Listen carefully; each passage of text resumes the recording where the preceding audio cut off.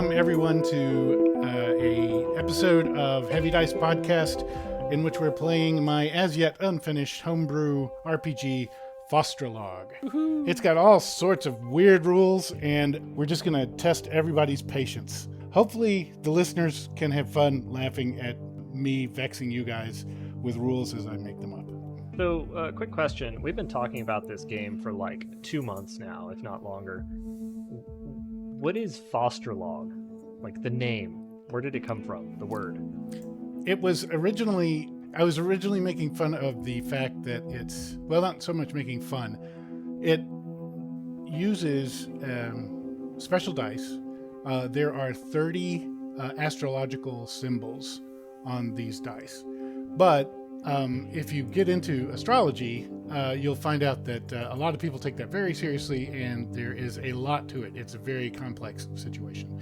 So this is not based on astrology outside of using the original mythological stories and the symbols themselves. And so it's false astrology. So it used to be the faux astrology, the Faustrolog. And then after saying that enough, I realized it just sounded cooler, spelled F-A-U-S-T. As opposed to the non-false astrology is what you're saying.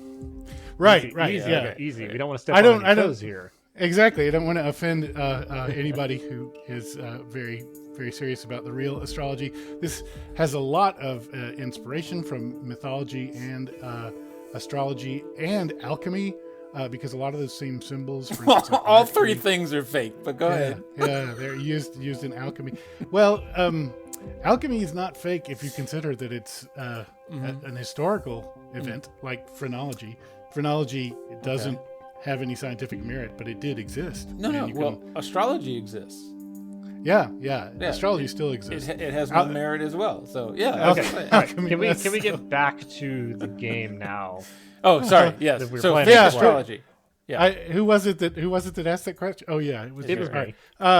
Anyway, that's where the name comes from, Faustrolog, and it sounded also to me like the name of a quest, and hopefully we're going to have lots of quests. The idea is that the fate of your characters is written in the stars, but the stars in this world move strangely. They don't behave at all like the stars in our own night sky. And little planets or even asteroids like Eris are perfectly visible to the naked eye, where a planet, even a giant planet like Uranus, is visible as well.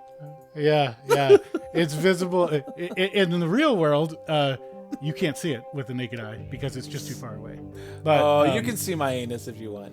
I mean, Uranus. Not with the naked eye. That's how you get pink eye. More like brown. Okay. All right. So Pink eye. This is actually going better than I'd hoped. Honestly, it is going better than I'd hoped. Oh, I'm so glad we started recording. Yeah. Okay. All right. So continue with. Please, unfortunately, can you redo the backlog, and I will cut out my request for it so that we can have that. Based on what I've heard of previous recordings, he's not actually going to cut any of this out. Yeah, I think that's fine too. So I'd have to leave it in now. So we built characters and did not record that. The character building, I usually write a randomizer so people can just quickly randomly generate them, and because I've just been very busy, I have not had time to get that done, so instead I just had a blank sheet. And so we're using a weird hybrid of electronic and pen and paper right now. So we've built characters. Yes. Eric, your character is named Ellison. Correct. And I'm thinking it's a he. Yes. Fantassin, right? A foot soldier. Correct. Yeah. So this is one of the kinds of warriors in Faustrolog, a Fantassin. And what is your motivation? I'm going to say this incorrectly, and I'm sure that someone will correct me. Piety? Piety. Yeah, that's the way I would say it. Oh, okay. So you you're straight laced. You're goody two shoes. You Yeah, like things to be. You'd think that. I You would. can play it however you want. I wouldn't go that far. I'd say I'm devout. Very but pious I'm- worshiper yeah, of Satan. but I'm also rebellious. So, I know those don't really go together. I rolled them, but I'm going to try my best to make that work. And we'll just see how it goes. Now, the great thing is that I'm very sanguine. So I'm going to be rebellious. I'm going to be sure of what I tell you is the better way to do this, even if it's really not. I'm just full send every time. Excellent. Okay, perfect. Can you give us one or two sentences about what your character looks like physically? I think he's carrying a spear. Yes, he has a spear. He has a targe. He's wearing a brigandine armor, and he is fully kitted out. So he's got helmet, vambraces, greaves. And I know this is a holdover from our last campaign that was D&D, but he has a crowbar, and I'm going to try my best to tone it down. But Okay. I'm going to also do my best to get some use out of it. Okay, excellent. All right, and Sully, what's your character's name? I'm Vok. V-O-K-E? Nope, just Vok. V-O-K. V-O-K. Vok.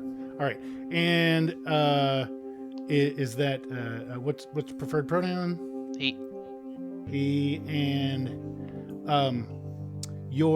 I don't recall what your class is, what your vocation is. My vocation is occultist, which is Occultist. Kain. Yeah, a Kahin is a kind of priest, which is what any kind of cleric sort of thing is in Faustrolog, and the occultist is the probably one of the scary versions of Kahin. Very cool. And what's your motivation? My motivation is destiny. Destiny. Okay.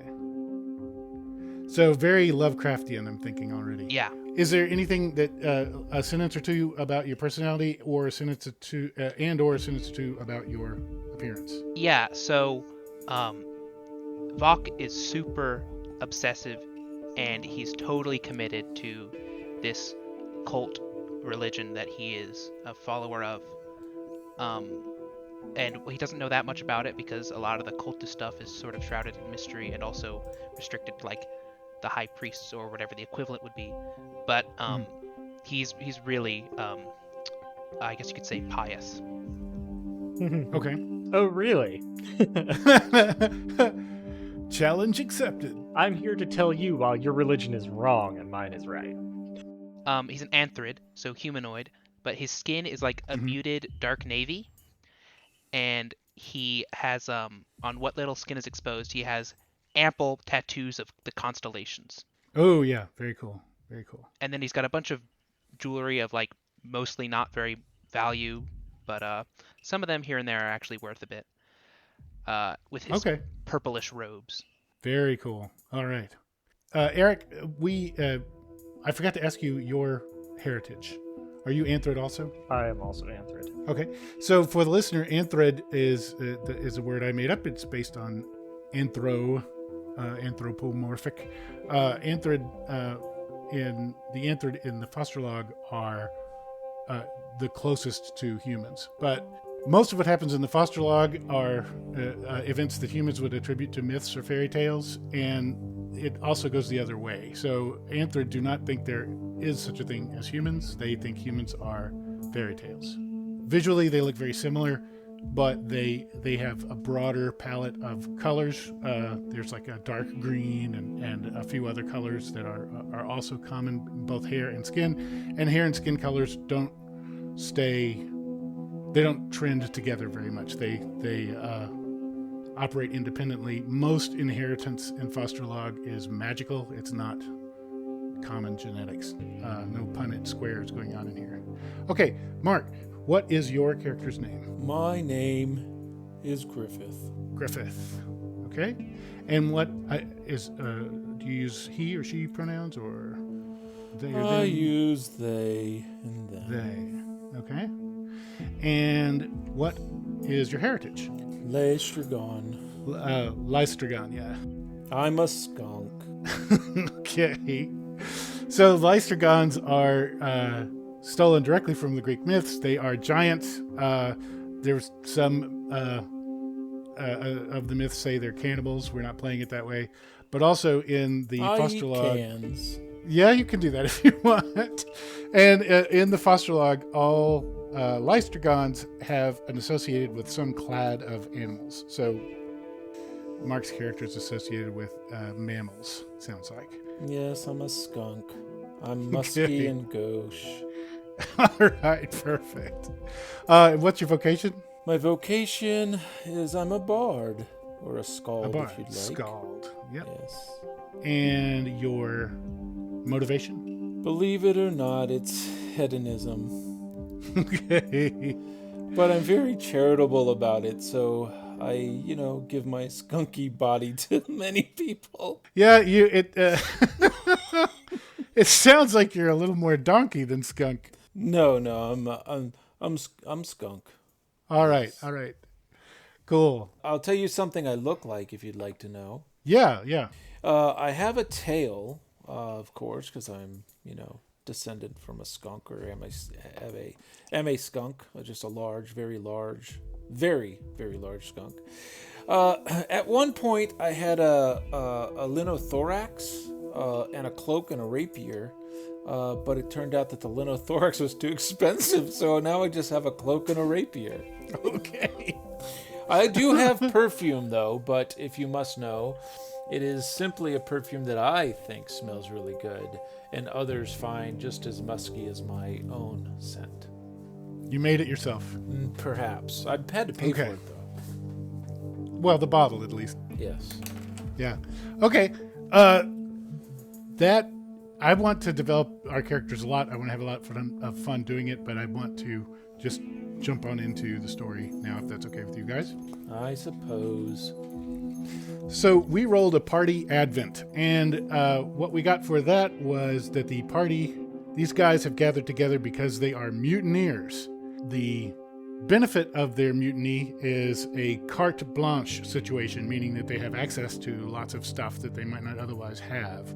And the detriment of this is that they are wanted. They are wanted criminals, as mutineers often are. So I spent a little time to flesh this out, and you guys can tell me what you like. And if you don't like it, we'll just change it.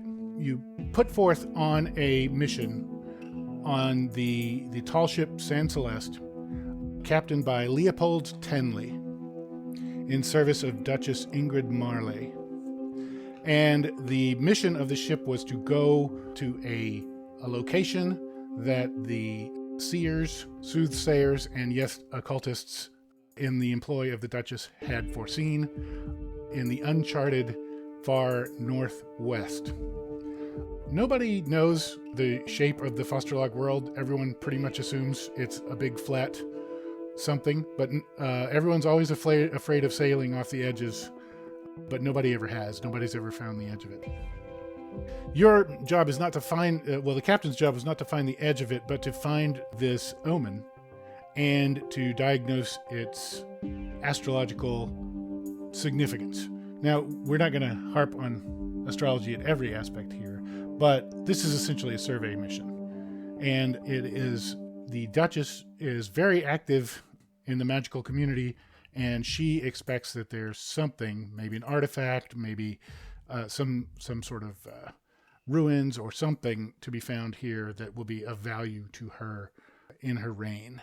And so Captain Tenley, one of her most trusted sea captains, has set out on this mission. And unfortunately for him, he hired you guys. So after a long and not too eventful trip, occasionally strange mists, cold nights, the people, even the saltiest sailors, loudly reported seasickness over the rails more than usual. And nobody has a good explanation for this. Everyone's a little bit on guard. Trips in the seas of the Faustrolog usually come across some sort of sea monster or hazard, and this trip so far has been much safer than usual. The ships that you have seen have not clearly been pirate ships. They were not flying pirate flags. They were not chasing you, and you haven't seen very many of them. The monsters you've seen have been pretty much restricted to occasional sharks, things like this that are, part and parcel for anyone inured to the sea. So, somewhat to the glee of the soothsayers, the island came into view. There is an uncharted island that came just off the starboard bow as the mists were burning off the sea in mid-morning.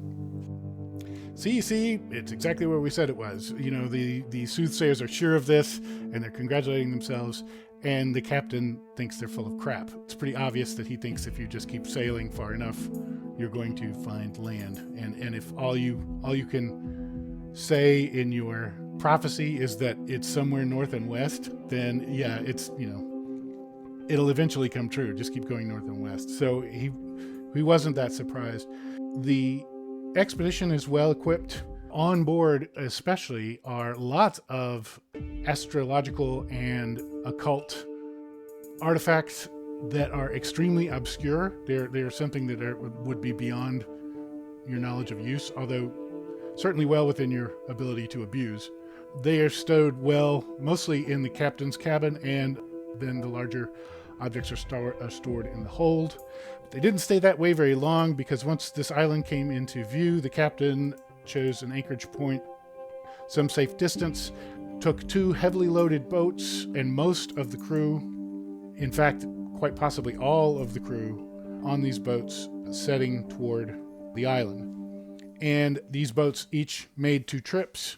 The captain set up a tent city. He pitched a small tent outpost for the entire crew.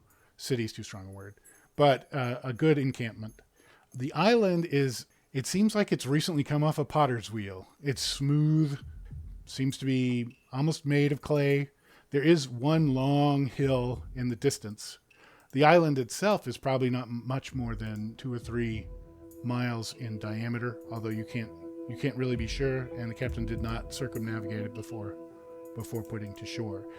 His primary goal seems to be to get the magicians set up so that they can do their observations from the land without having to deal with the pitching of the boat, etc. Can I ask you a question? Yep. On this world of Faustrolog, is the world spherical or is it flat? Nobody knows. Most people expect that it's flat. Okay. I mean, is there a curvature? Does it fall beyond? Do things fall beyond the horizon, or can you see, a tower that's 400,000 miles away? Yeah, that's a good question. There is mist in the distance, so it's difficult. It's difficult to what be if sure. I increase my draw distance? Yes. Right, exactly. And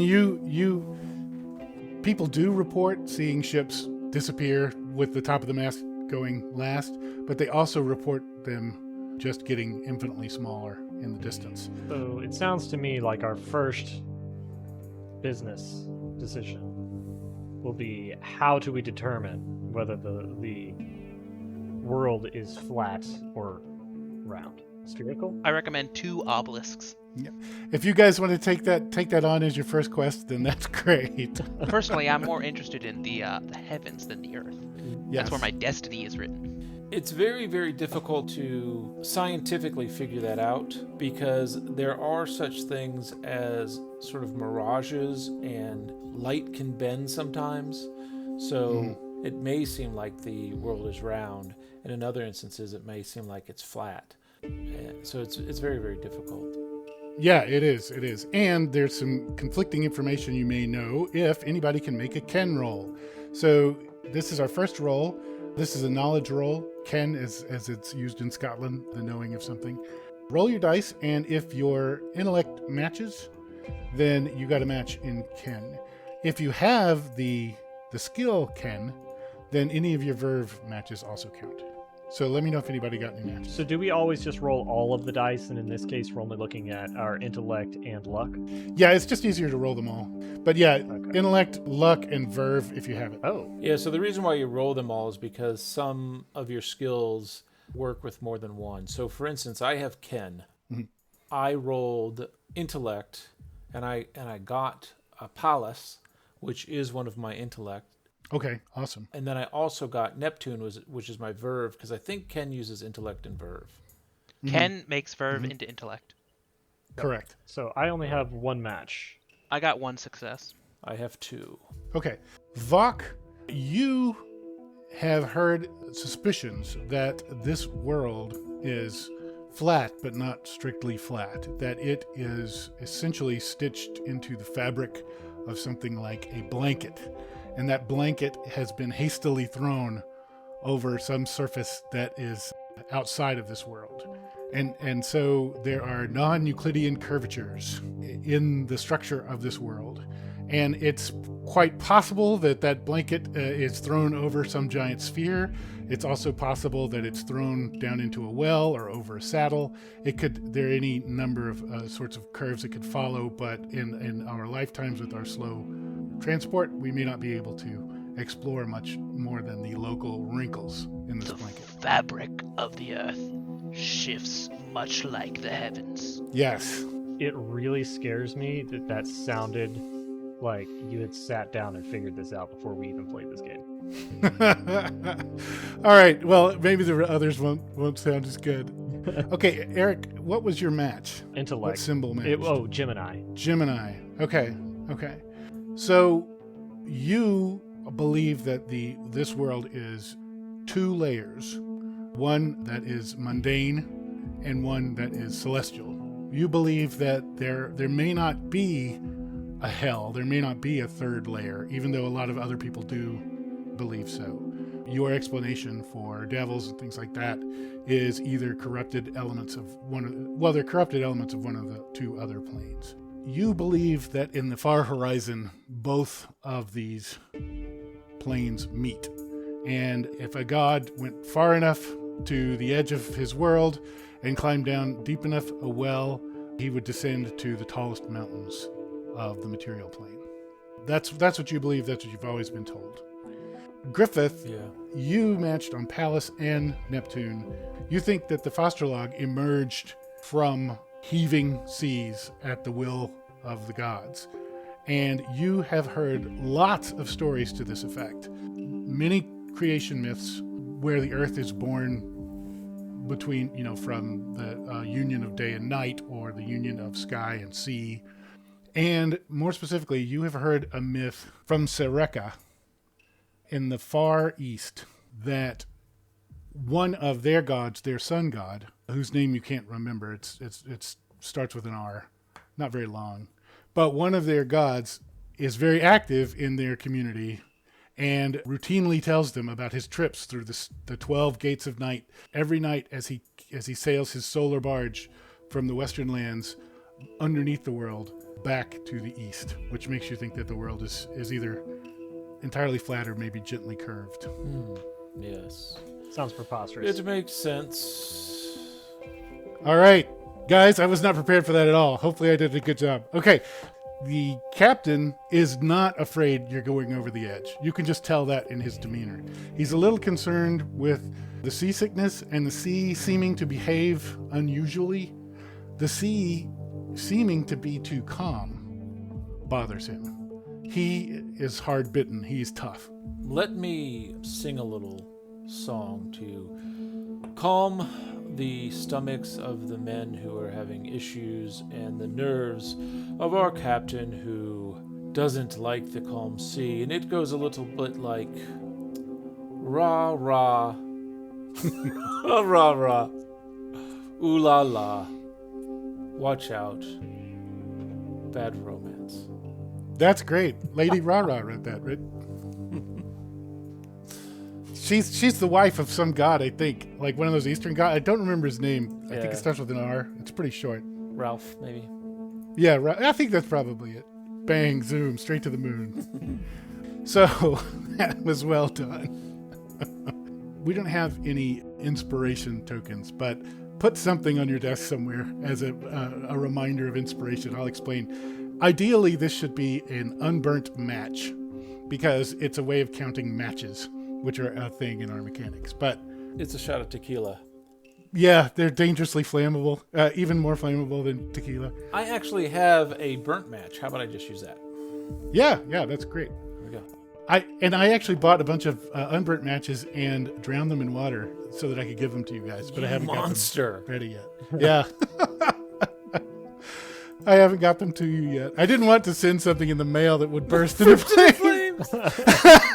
Welcome to the game. Welcome to the game. Here's some dice, here's some matches, and some kerosene. Oh yeah, lithium batteries too. Yeah. Some lighter fluid. All right. So as the boats are putting ashore, everyone goes ashore as far as you can tell. But each of you is on one boat or another. Both boats make 2 trips, and you're not in the captain's best graces. So he's not angry at you or anything, but you guys are basically here to help protect. Vok is here to understudy these great mages. But you're putting ashore. You think that the boat is empty, but there are enough tents and everything. You can't be sure. The boat. You think the ship is empty. The San Celeste is empty.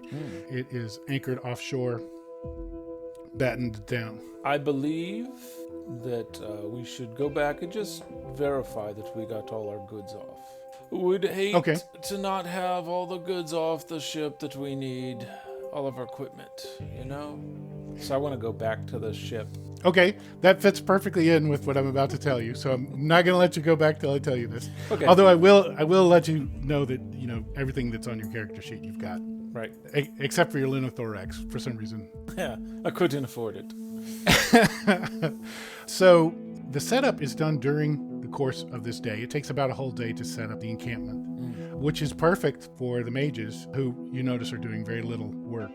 But they are out creating their own little henge. You know, they're driving namans and other items into the ground so that they can use them for sighting purposes. They're lighting little pots of coals that burn with a deep red color so that they can be able to see enough without losing their best sight.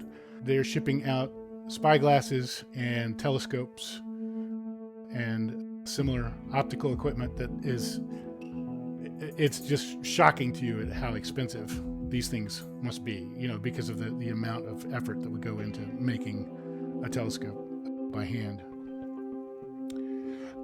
There's some talk among them. As night begins to fall, there's some talk among them. The twilight is cold and blue. The sea is uncannily regular. You can't even hear breakers breaking. It's almost as if there's no foam on the sea at all. It's just following a very smooth oscillation. This is weird. Well, before I go much further, is there tell me, I'm not going to let you guys go back to the ship just yet, because this is part of our advent. We're kicking off, and we'll be there really soon, I promise. But is there anything you guys want to look at as you know, you're finishing your work, you're helping unpack, you're helping set up tents, things like that. Any little things you want to look at or do there in the encampment? Personally, I'd like to take a look at these train tracks. Yes, that's it. They're very regular. You can't even hear the clip clop clip. They're really regular train track, very smooth. Yeah. All right. No, I think I will do my best to pretend to help. You know, have you ever seen like those videos where, like, let's say there's something really, really heavy that people are unloading from a vehicle, and there's one person who is kind of like walking there, acting like they're holding it, but they don't, and they take like 4 steps one way, and then they follow the people back to like get the next one, and then, you know, have you seen those? You know what I'm talking about? Where like the person never actually touches anything. That's basically what I'm doing. Okay, this is and this is obviously. I mean, no one's gonna accuse you of this because you're like 8 feet tall and you stink.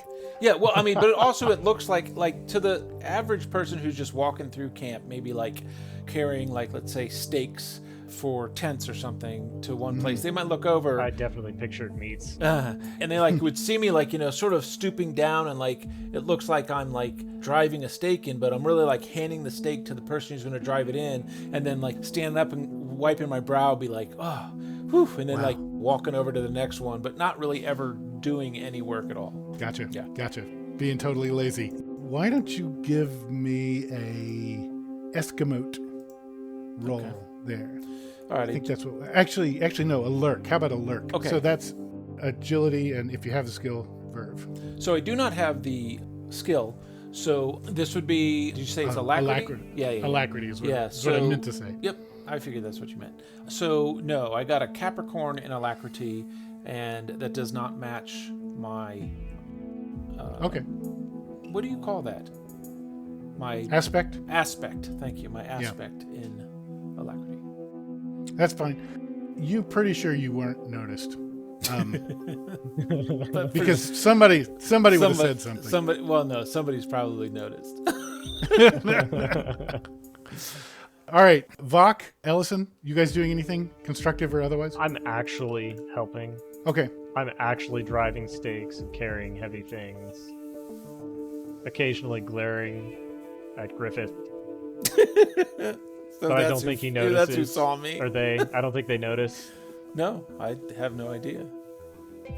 So I think that you should do either a charm or a martial roll, whichever one seems better. So martial is like you're trying to set a good example and show everybody. Of Charm course. is like you're purposely trying to appeal to some. That is all about what I'm doing. I am the Okay. embodiment of confidence. So yes, this is a martial roll. Okay. So that is verve and thu because I do. Oh no, I don't have martial. Ooh, okay. So this is a verve, and I rolled.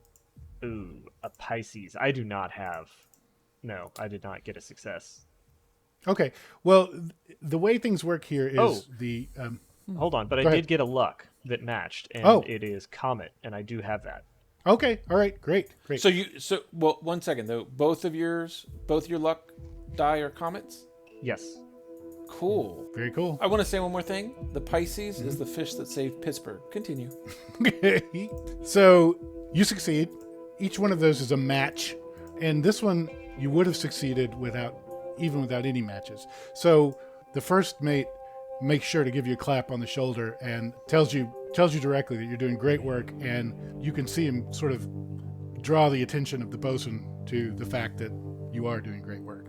And the bosun gives you a sage nod as well. I don't do anything but great work. Vark, is there anything that you want to do? I'm definitely not the strongest here, so I imagine I would try to not be doing the hauling. Yeah, but nobody really expects you to, except for maybe helping the mages with their books, because you're an occultist like these guys. So you're sort of like their unofficial understudy. So if you want to ask them any questions, or I don't know, try to figure out what some of these devices are, or I don't know, risk trying to steal something. How early are we into the journey? We're at the Advent. We're on the first page of the journey. You're in the tent city. Yeah, that's what I thought. You've never seen this equipment set up for observation. It's all been stowed on the ship. There are items here you've never seen before. You don't even know what they do. And then also the things that they do have that you've seen before, for instance, like a telescope. You've seen a looking glass. You've never seen a telescope. The size, the power of what these guys have. You've never seen most of the charts that they're using. This is the best that the duchy can buy. So this is royal level equipment. Right. I see no reason since like maybe if we had lots of downtime, but they seem to be busy. What I would probably do is leave them to it and help them unobtrusively, and then at night I'd come down and use it all. And observe Okay. it, check it out. Okay. So once I get this pat on the back and these people telling me I'm amazing at everything I do, I'm going to completely stop helping, and I'm just going to laze around and I'm just going to find somewhere to sit down and observe other people. Okay. All right. Do the mages have a sextant? Yes, they do. They have. I'm more very than one. interested in part of that. All right. Good. Daddy needs some tant. What? Remember, I'm hedonistic, so therefore sextant. I want the sext. Yeah. Never mind. It went over your head, Eric. All that's left is the tant once Yep. you're done with it. So night falls. Everyone seems like, except with the exception of you guys and a couple of the other junior members of the crew, people have done this before. They know these tents. They literally know the ropes. They are setting this up correctly, and they're all giving the mages a wide berth because this is really a show for their benefit. The mages are moving. They've moved slightly out to the north from the camp itself to set up their observation posts. just to get away from the invariable light, people smoking their pipes, things like that. It's a very pretty sky and a very smooth sea, but it all looks like it was put together from different places. None of it looks like it belongs together. And the stars are twinkling, and they are twinkling in a way you've never seen before, in that a star might go entirely dark for a moment and then resume maybe 1 or 2 or 3 seconds later. It's normal shining. Or it might shine extra bright for just a fraction of a second before returning to normal. And Vok, let's see, how about, I want to roll from you. You haven't given me one yet. Give me an observe roll. So that's intellect, and if you've got observe, also alacrity and luck. Yeah, I got match Gemini. Okay, Gemini. All right. You notice very clearly that the mages have picked up on this. They are remarking about it among themselves in very muted tones. They don't like it. They don't recognize it. And you don't recognize it. There's nothing about these stars going out and shining brighter. There's no stories or tales or legends about that I've heard of. Yeah, there are lots of legends about that, but your observation, your career up to this point doesn't bear most of them out.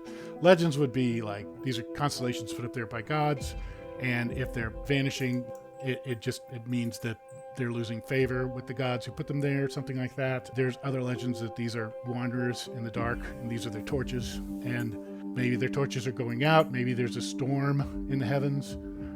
There's nothing stormy about this night. It's a cool, calm night. So here on Earth, there is no storm. Here on Earth, there doesn't seem to be any divine disfavor at the moment, but weird behavior in the heavens. And it bugs you because you haven't seen it before. It bugs you more because these career senior observers also seem to be unsettled by it.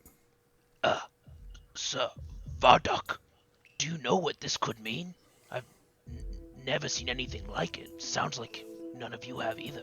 One of the mages steps aside and says, "Mind your place." I know my place, and I know the stars, just as well as some of you. Goes back, totally turns his back on you, and walks away. Once the senior leaves, another one of the mages steps up. This is probably a journeyman mage, and he says, "Don't listen to him.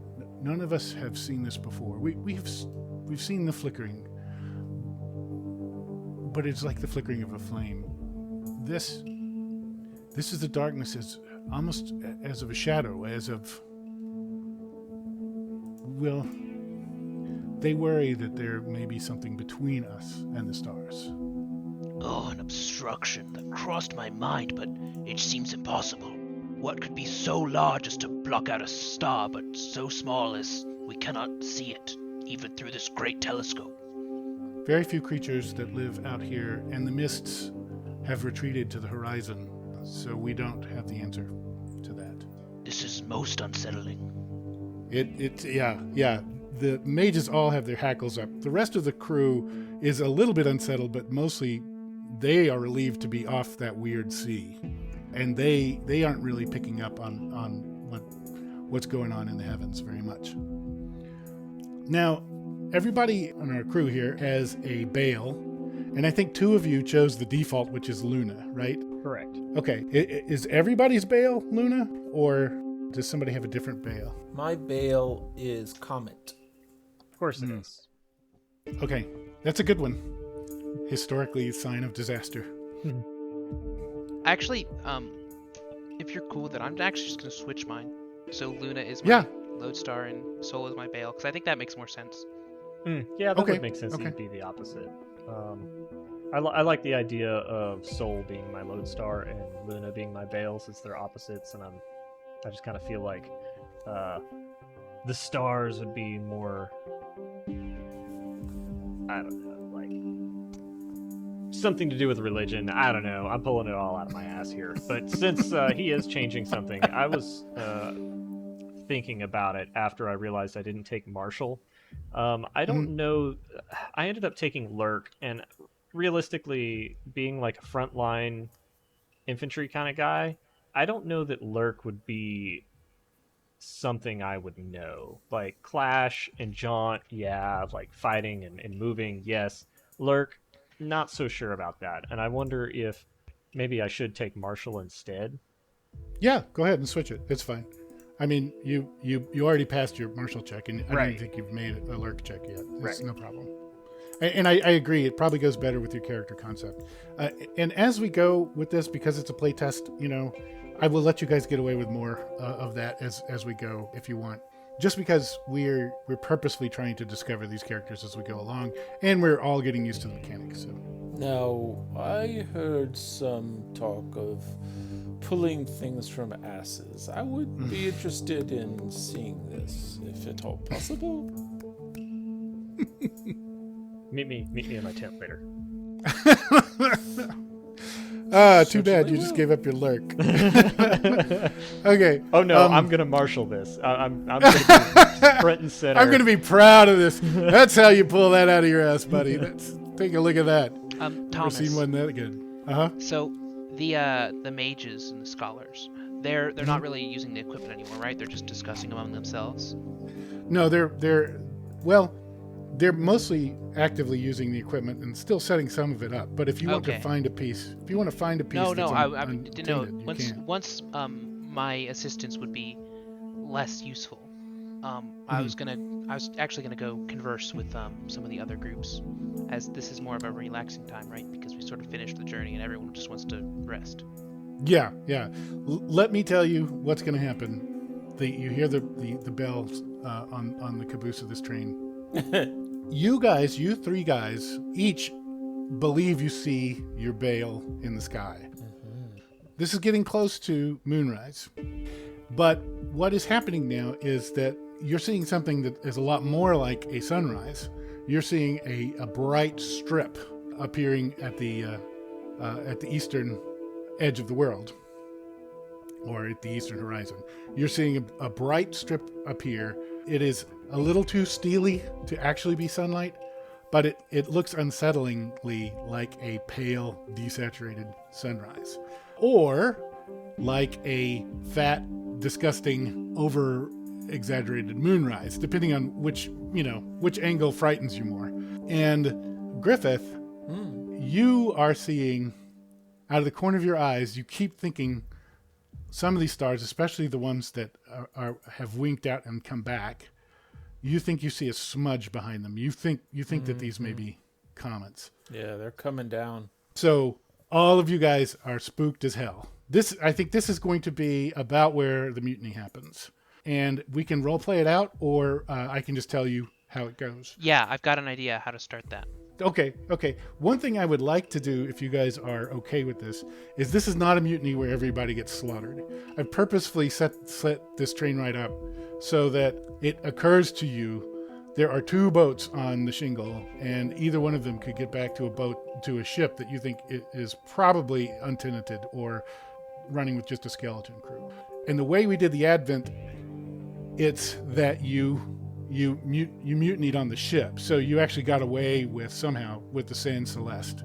And I don't think you're going to be able to fight these guys. These guys are all aces, but I think that you might be able to get away in some panic or some stealth, or you have a lot of different choices there. I'm starting to regret my previous discussion with you.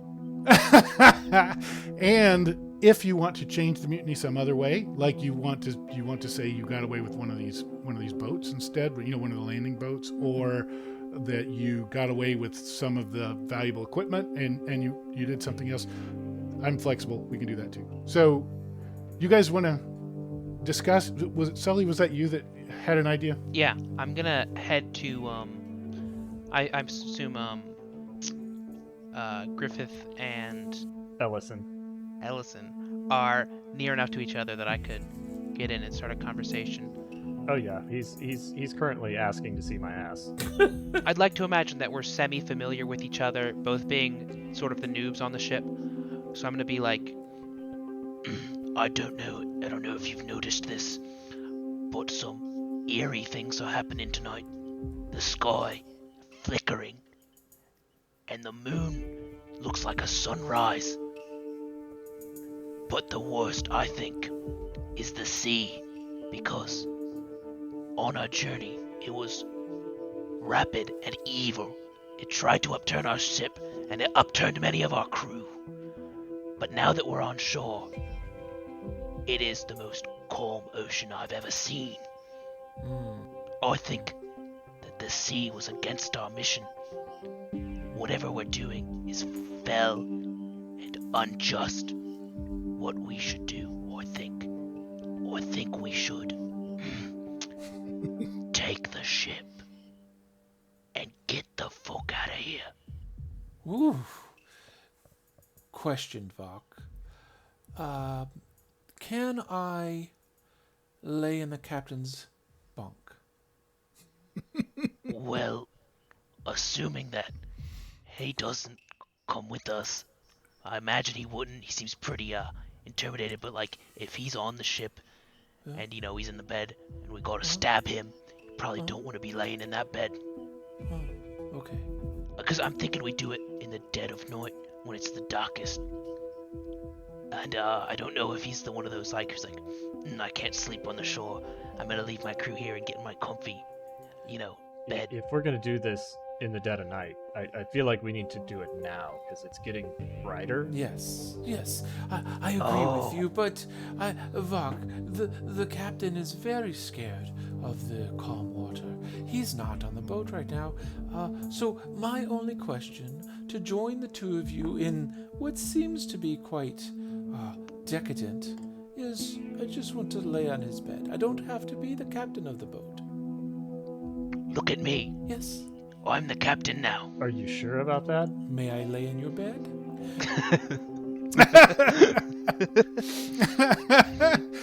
Oh, that was very adaptive, Griffin. Okay, can I lay in your bunk? Yeah, it's a weird request, but I'm not gonna stop you. Then I'm with you. All right. So, are you guys? You want to make a break for it? Is that what you're thinking now? Yes. I mean, do we want to take some stuff with us? So you've got all your equipment. Yeah, Right. we've got everything. Are there supplies on the boat? It's a well-supplied mission, and a lot of this stuff has been brought ashore. You're pretty sure not everything has been brought ashore. And do we want to take any additional stuff back to the boat, or do we just want to beat feet? If it's possible that these astrologers took all of the navigating equipment so they could better observe the stars, I think we should take at least one sextant so we can navigate our way back, in case there's none left on the ship. You had me at sex. Okay, who has observed in your group? Anyone? Nobody? None, but I have magnetize. Maybe I can magnetize all their tools and they have to go deal with that. What? He's making shit up. He pulled that out of his ass. No. That was my thing. Invocations, I have magnetize. Oh, yeah, okay, I got you. Right, okay. I thought we were talking skills, sorry. For me, that's a skill. So, actually, you could manufacture a lodestone with any piece of ferrous metal. Barrel metal. Yep. Wild iron. It's gone savage. Stay back from that iron. But yeah, if you want something like a sextant, then do any of you guys have a background in ocean going, a mariner background or anything like that? I mean, I just Yes. stepped off a ship. I mean, I am a mariner. Okay, all right. So Vok, I think it's probably up to you if you want to try to steal something. and also, I don't think a sextant is going to be that difficult to conceal if you could just grab Yeah. one and walk. It's not like we're picking up, a crate. No one's going to be nearly as suspicious of you as they would be of Griffith if you go walking around the mage equipment. that Yeah, you just so set up. I'm gonna be like, All right, I'm gonna go get the sextant, and then once I get back, we're going for the ship. All right, be ready. All right. So you don't have to lurk. You need to do an Eskimote. so here's my plan. I'm basically gonna head to where all the scholars are, and I'm just gonna be like organizing stuff, right? Moving boxes to be like nice and OCD, and just like trying to get everything straightened up, and then slip a sextant into my robes when I'm doing that. Okay. Now, there's a mechanic that's something like advantage, and normally in like if this were D&D, I would give you advantage on this because no one. I mean, this is you belong there. No one's going to question what you're doing unless it's very obvious. But it is so much in your benefit that you actually get a match bonus, which means you get a one match bonus. So even if your roll doesn't match anything, as long as you don't hit your bail, you're still going to succeed with at least something. The more matches you get, the more... Well, that's great, because I'm pretty bad at the old alacrity. Okay. Well, Eskimo is verve first, Oh. and then alacrity if you've got the skill. Okay. It's like pickpocketing, sleight of hand, that sort of thing. Right, So- alacrity was basically dex, I thought. Right. And so Eskimo is more verve because Okay. it's... So I'm going to roll. Yeah. Alicent, I'm hiding my sextant as well. I'm just going to leave and just head right up to the boat while this is going on. Like, I'm not going to wait for him to get back. I succeeded on Okay. verve. You did? Okay. Yes, I got Neptune. So you got a verve match, and your luck, nothing happened with your luck? No matches. Okay, great. So you've got a sextant and a compass. Nice. You're able to sweep these things up. Both a good sextant and an excellent compass. And nobody seemed to notice. Also, out of the corner of your eye, you see that Allison is halfway down the strand, and it seems to be maybe trying to get the one of these boats into the water. Oh, I thought you were going to say getting the captain's quarters, because I'm totally going to take this. But I asked if I could. It's multiple mutinies. Everybody keeps declaring themselves captain and getting killed.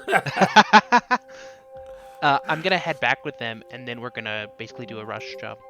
Oh, wait, no. I have a better idea. Oh, I didn't tell them this. It's too late now. Just yell it to us. We'll be fine. Yes. No, guys, steal the other boat. The other. No, I'm going to head back there. So are these boats, they have oars, I'd imagine? Mm-hmm. I'm just going to take all of the oars into one boat. Oh, yes. Okay. I was going to make a hole in the other boat, but sure, that works as well. So I'm going to basically head back over there and just, as fast as I can, grab as many oars as I can carry, Yes, I'll carry them. get as into the well. boat with Griffith and a name. Ellison. I need to write that E. down. Allison. Yeah, beginning Ellison. with the A sound at least. I think it's an E. Ellison. Yeah, Ellison, does like not sound- Harlan Ellison, I think. Okay, Allison, Eric, written down. It's already in the notes. Where is Line the Google 1 Docs? of the notes. Oh, Okay, I'll row. Griffith, pushed to use their Thu, is probably pretty impressive. What's your Thu, Griffith? How many aspects do you have in Thu? I have two. Whoops, I dropped my match. I have two aspects in Thu. They are Mars and Pluto. I also Well, have two. okay. Too. I see Griffith sitting down to start rowing, and I am just going to push them out of the way and just say, I'm better at this than you. Get out of the way. And it doesn't take much. Like, Griffith looks like he's upset, but he's like actively giving you the oars. Like, he's acting like he doesn't want, like, okay, but they're actively giving you their oars. I feel like you pulled one over on me, but I'm going to go ahead and do this. And Griffith notices that there's another set of oars and another set of oarlocks, but he just takes that down as that's a curiosity. So here's something very interesting. I assumed that when you were asking me about my Thu that I needed to roll. So whatever you want me to match on, I've matched on both intellect and Thu, Oh, okay. and almost matched on luck on my lodestar. So Wow. Well, it's Okay. Well, I didn't really want you to match. I just thought you would be able to haul that boat over there with one hand tied behind your back as a Leistergon. But that's okay because I needed to know who was going to see what happens next. yeah. So I still think that my roll is good because I think I go with my intellect of Mercury and I'm able to make it really look like that I'm very distraught that I don't get to roll the boat, but that Ellison is. You're the worst. That's great. I love that dynamic. It's okay, Griffith. You can row the next boat. Oh, I broke all the other oars. No, don't worry about it. No, I've got this. This You is my broke thing. all 6 oars? All but what Ellison has. I don't know my own strength sometimes, and It's a good thing that I stole the other oars, huh? I was just seeing what they felt like between my thighs, and they broke. Ooh. They felt good. They felt good. They're really musky oars. Yes. So, Griffith, as you are dodging work, Yes. looking out into the sea, we've all seen these paintings of the moon rising over the water, and you get the silver bridge, right? You get the moonlight that forms this long, straight line. Well, this moonrise is way too broad for that. Oh. It's filling up probably 60 degrees of the horizon. It's way too broad. It's even a little broad for a sunrise. And so instead of a silver road, you're instead getting sort of a ghostly white mesh. Wow. And none of the waves are breaking. You guys are being hushed as you do this, and no one notices you, but even the sound of the boat scraping off the sand seems too loud because there's the crash of the surf that you would expect is not there. You're not hearing it. I mean, you can hear the waves, but they aren't crashing. Right. They aren't breaking. They're just lapping, almost like on the shores of a lake. As your boat, you start to get some distance from shore.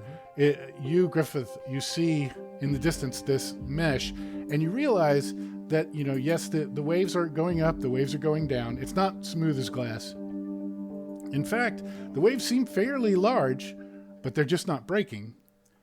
And you notice that, like a professionally bowed string, that there are nodes in these waves. There are places in this pattern that you see that are motionless. So whereas the wave's going up and it's going down, there are areas scattered like stepping stones that are motionless, as if the waves aren't moving. Wow. And you are taking this in, and the other characters, if you want, you can't help but notice that Griffith is staring out there sort of slack-jawed at this.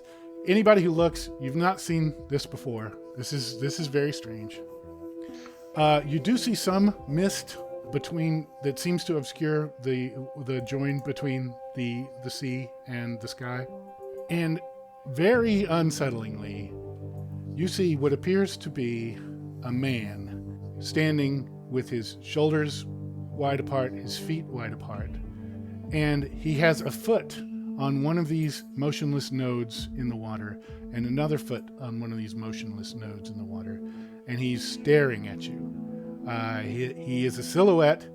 His head seems to just blend off into the dark above him as if it's almost infinitely tall. And his feet seem to match into the dark patterns below him. But all around him is silvery moonlight. He looks very much like what a man would look like if a man could walk on water, not get his feet wet, and stand probably like 100 feet away. Creepy as fuck. But you can tell that he is not 100 feet away. He is very close to the horizon, which makes you think that this must be some impossibly gigantic man. Holy shit. And it's extremely unsettling. And then from the shore you hear, "Ho! Ho! What are they doing?"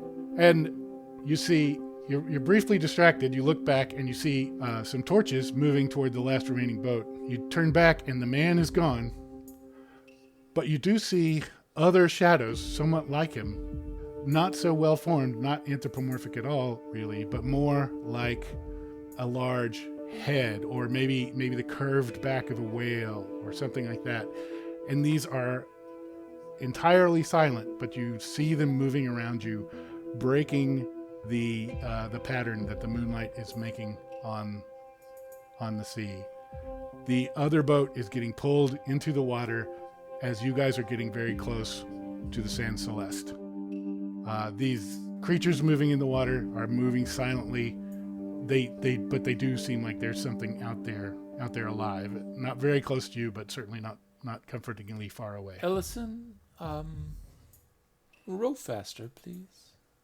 Oh, I am on it. I wonder how they're gonna reach us with no oars.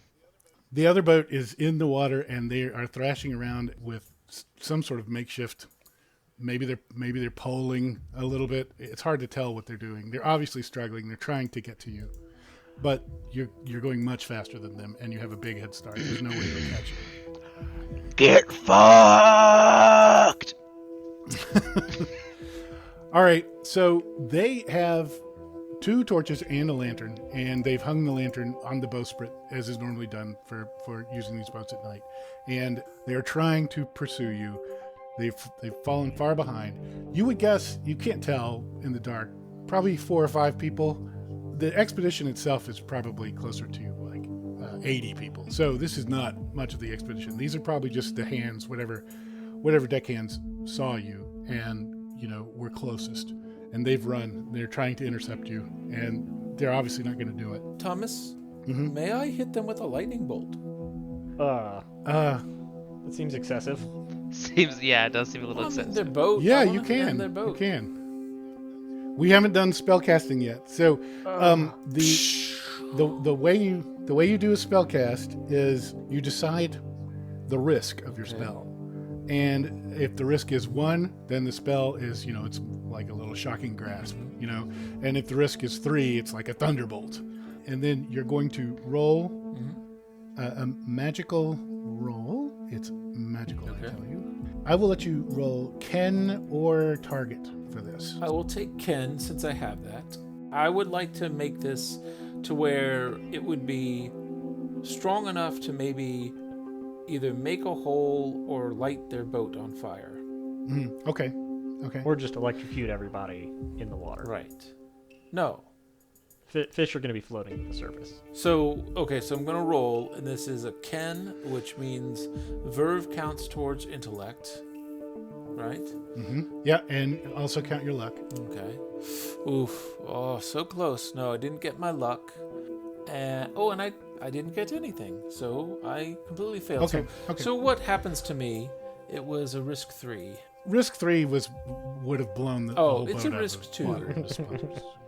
So with risk 2, you may spend 2 elan to make that happen, or you can let it fizzle.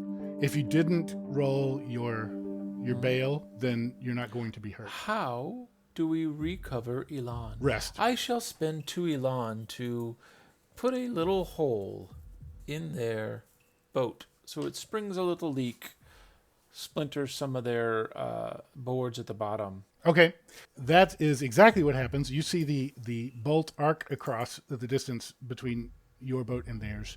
It tears into the starboard gunwale just below the bow, and they're extremely shocked. You can tell by their faces. Yeah, sorry, poor choice of words. But you could tell by their faces they weren't expecting anything like that. Also, in this eerie light, the lightning bolt is ridiculously bright. So you see them all outlined. They are none of the officers, none of the mages. They are deckhands, swabbies, whoever was close. And they're using things like quarterstaffs. They've got some makeshift stuff. It looks like pieces, maybe some kind of piece of this or that from camp that, it's obvious they never would have got you.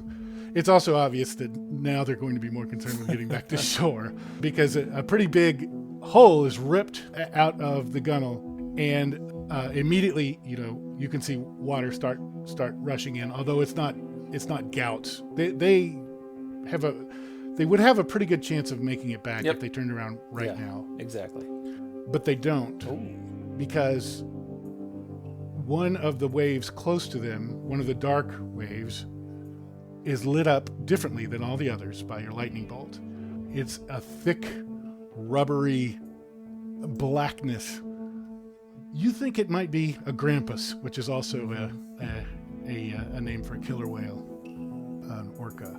But you don't see any of the rest of the creature. But This is so freaky. It reacts and changes course immediately toward the boat. And the hands start screaming. And before you know it, you hear the sound of crashing wood. And you can't see their lanterns or torches anymore. I'm going to row even faster, All right.